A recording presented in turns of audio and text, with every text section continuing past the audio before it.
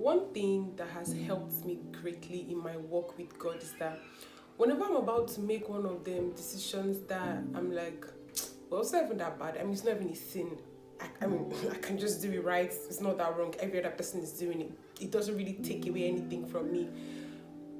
One thing God says to me, and then I say back to myself, He says to me, yeah, but that's not the kind of child that I'm raising.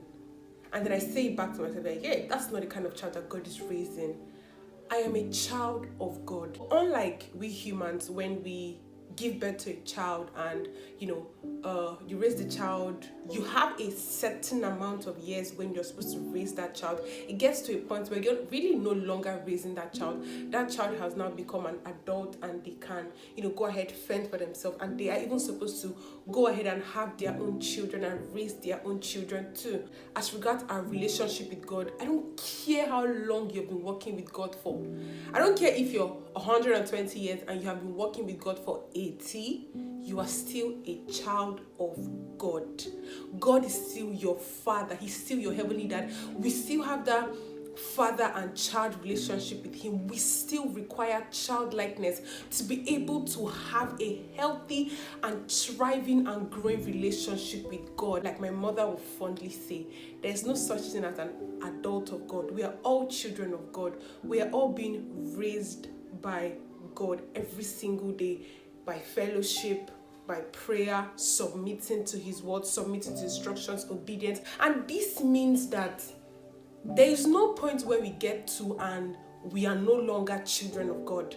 In fact, the moment when you begin to see yourself as not a child of God anymore, that's a problem.